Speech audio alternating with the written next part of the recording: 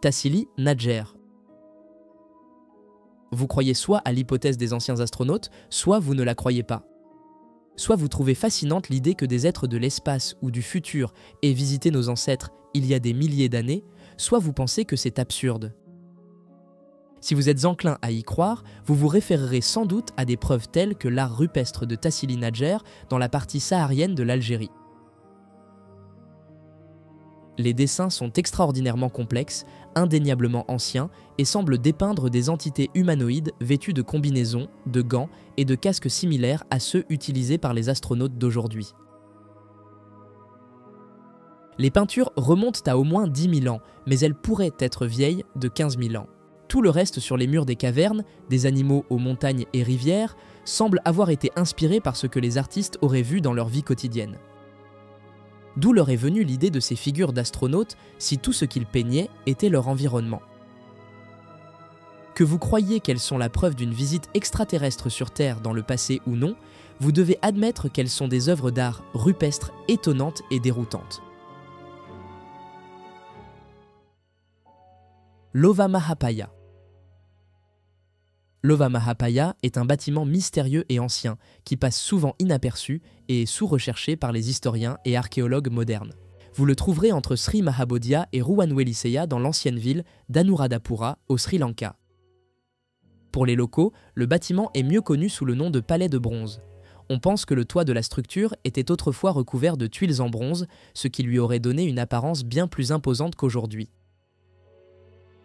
L'histoire complète du palais de bronze est inconnue, mais la plupart des historiens sri-lankais estiment qu'il a probablement été construit sous le règne du roi Duthugemunu il y a un peu plus de 2100 ans. À l'époque, il aurait été haut de 9 étages, avec des côtés de 122 mètres de long et exactement 1600 piliers en pierre utilisés dans sa construction. Les archives anciennes disent qu'en plus des tuiles en bronze, Lova-Mahapaya était orné de pierres précieuses et de coraux.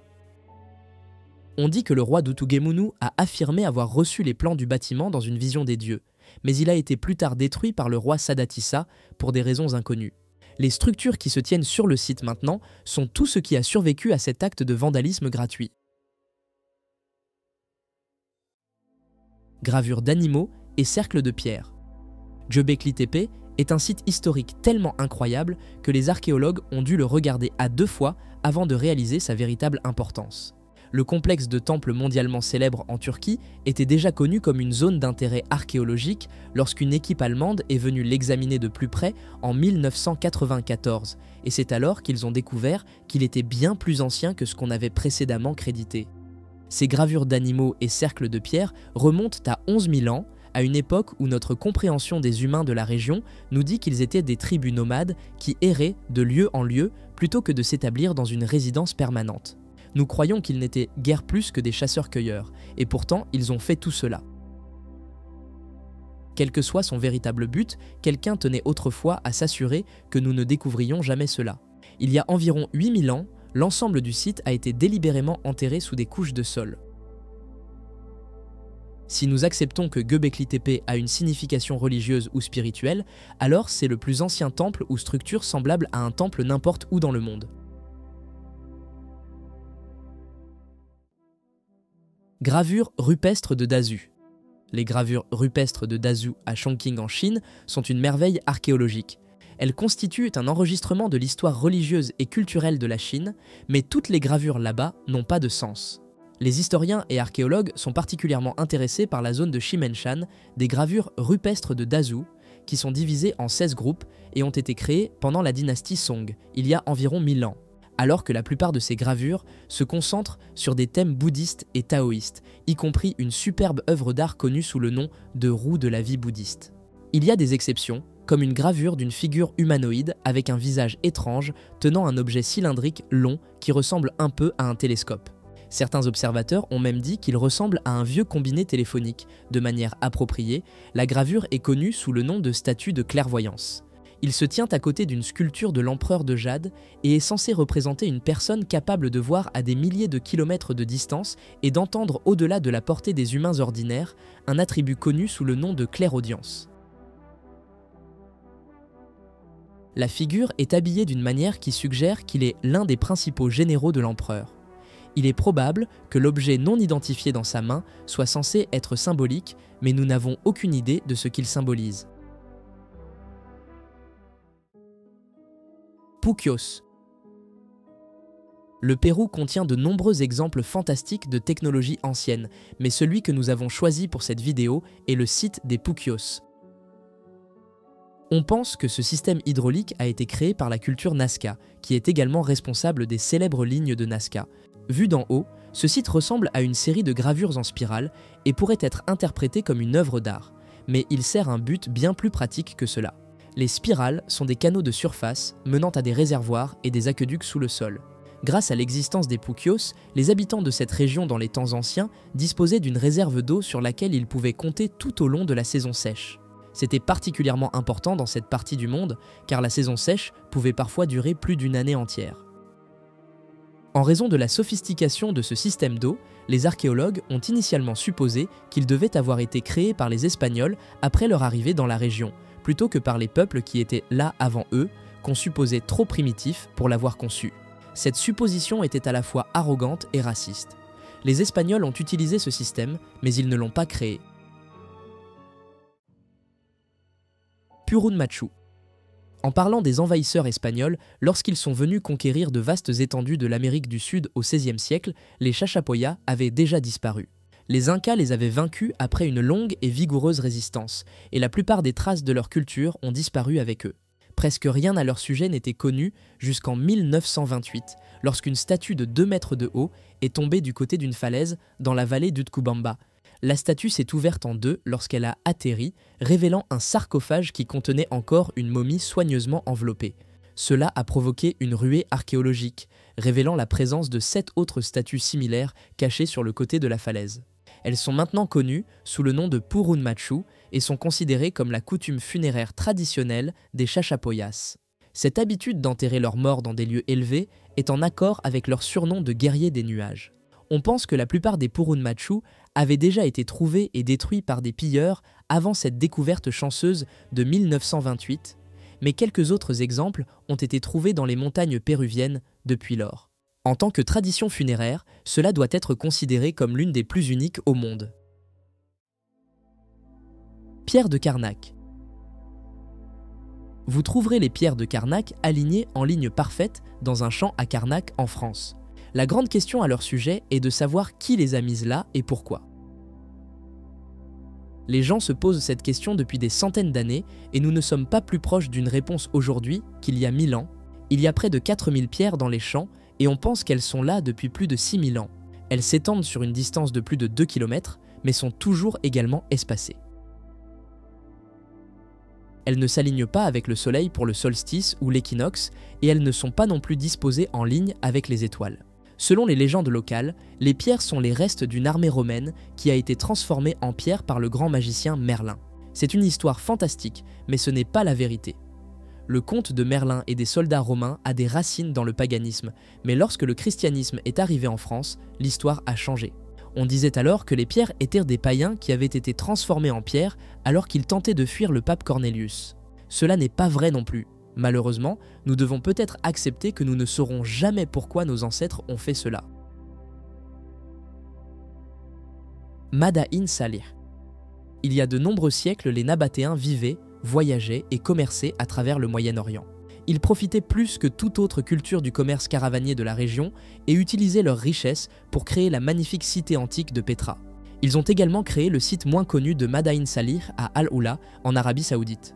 Cette ancienne cité caravanier est pleine de tombes du désert, mais semble avoir été abandonnée dans un état de semi-achèvement. Aujourd'hui, elle se dresse vide à mi-chemin entre Petra et la Mecque. Les Nabatéens, alternativement appelés Madain Salih Egra et Al-Hijr, avaient l'intention d'en faire leur deuxième ville. Ce plan s'est évaporé après la saisie du royaume nabatéen par les Romains en l'an 106. Les Romains ont décidé que les ports de la mer Rouge offraient de meilleures opportunités de commerce que les anciennes routes caravaniers, donc Madain Salih est rapidement tombé en désuétude, puis finalement à l'abandon. Parmi les structures achevées de la ville oubliée, 131 sont des tombes, une est un centre cultuel appelé Diwan, et une autre est un bloc résidentiel de maisons en adobe basique en plein milieu de la ville. Malheureusement, le site reçoit très peu de visiteurs. feu grégeois. La manière dont le feu grégeois est décrit, vous pourriez l'imaginer comme une arme ancienne mythique, mais ce n'est pas le cas. C'était réel et il a été définitivement utilisé contre les ennemis de l'Empire byzantin. Vous pouvez le considérer comme une sorte de lance-flamme vieux de 1400 ans. L'histoire nous dit que le feu grégeois a été utilisé pour la première fois à Constantinople en 673 et était une chose dévastatrice à voir en action. Certains rapports disent de même que le feu se propageait à travers l'eau, laissant les navires sans chance d'échapper. Aucune autre armée dans le monde n'avait accès à une arme aussi mortelle, et donc elle a joué un rôle crucial dans l'expansion et la dominance des Byzantins. Avec le temps, ils ont même développé des tuyaux pour diriger le feu sur des zones plus larges. Les tacticiens militaires modernes décriraient cette stratégie comme du choc et de l'effroi. Compréhensiblement, les Byzantins ont gardé les ingrédients du feu grégeois secret, et donc il a été perdu avec le temps après la chute de l'Empire. La plupart des scientifiques croient qu'il impliquait du soufre, du phosphide et de la chaux vive, mais le reste de la composition est inconnu et nous ne savons pas comment le recréer. Peut-être que c'est pour le mieux. Mosquée de Larabanga. Notre prochain site ancien remarquable et largement sous-estimé est la mosquée de Larabanga à Larabanga, au Ghana. C'était la première mosquée à être construite dans le pays et à cause de cela, elle est parfois appelée la Mecque de l'Afrique de l'Ouest. La légende raconte que la mosquée a été construite par un marchand mort nommé Ayuba, qui a passé une nuit dans le village en 1421 et a reçu l'ordre d'Allah de construire la mosquée pendant qu'il rêvait. La mosquée originale était construite de boue et de roseaux et contenait des entrées séparées pour les hommes et les femmes, plus une troisième entrée réservée uniquement aux mouezzines. Dans les années 1970, l'ancienne mosquée était gravement délabrée et avait désespérément besoin de réparation. Une tentative de reconstruction ratée a vu du ciment appliqué sur les murs dans l'espoir de les renforcer, mais l'humidité a pénétré les vieilles poutres en bois et a conduit à une infection par les termites. La structure affaiblie s'est ensuite effondrée pendant une tempête. Il a fallu les efforts combinés de la Ghana Museums and Monument Board, du World Monuments Fund et du soutien privé d'American Express pour la remettre en place. Ce qui se dresse sur le site est une approximation de la mosquée originale. Sculptures en or. La majorité des gens attribuent l'invention des machines volantes pour les êtres humains aux frères Wright. Nous ne sommes pas sur le point de suggérer qu'il y avait des gens vivant en Amérique du Sud il y a plus de 1500 ans qui savaient également comment voler, mais d'après leurs gravures, il semble probable qu'ils comprenaient au moins les principes de base de la manière de le faire. La culture Kimbaya était exceptionnellement douée pour le travail des métaux et la création de sculptures en or, et il serait difficile de suggérer que ces sculptures en particulier ne ressemblent pas à des avions modernes. Vous pourriez essayer de les écarter comme des représentations d'insectes, comme de nombreux historiens l'ont fait, mais combien d'insectes connaissez-vous qui ressemblent à cela ? Des chercheurs ont même fabriqué des versions agrandies des sculptures dans les années 1990 et ont prouvé qu'elles étaient aérodynamiquement parfaites. En d'autres termes, elles sont capables de voler et de planer. Qu'est-ce qui aurait même pu servir d'inspiration pour ces statues miniatures si ce n'est des avions ? Nous n'avons aucune idée et malheureusement, nous ne sommes jamais susceptibles de le découvrir. Vimanas. La fonction précise des Vimanas fait l'objet d'un certain débat parmi les scientifiques et les historiens. Vous trouverez des références à eux dans un certain nombre de textes hindous et sanskrits anciens, et ils semblent avoir été des chars volants. Ils auraient même pu être des palais volants entiers. La première référence à un Vimana apparaît dans un texte sanskrit connu sous le nom de Veda, écrit il y a 3500 ans. C'est un passage descriptif qui prétend que le Vimana s'élevait dans le ciel en utilisant une combinaison de feu et d'eau. Il y a même une section technique qui prétend que l'engin contenait 12 piliers, une roue, 60 commandes et 300 pivots. Si cela n'était mentionné que dans ce seul texte, nous pourrions le rejeter comme fantaisiste, mais les Vimanas apparaissent également dans les textes du Ramayana, où ils sont décrits comme des véhicules qui n'étaient disponibles que pour l'aristocratie et la royauté. Comme si cela ne suffisait pas, ils apparaissent encore une fois dans les textes du Mahabharata. L'idée d'un vol motorisé existant il y a des milliers d'années devrait être absurde, mais pourquoi tant d'écrivains et de conservateurs de registres anciens prétendent-ils les avoir vus de leurs propres yeux ? Quel a été le moment de la vidéo que vous avez le plus apprécié ? Laissez votre commentaire et abonnez-vous à notre chaîne. À bientôt.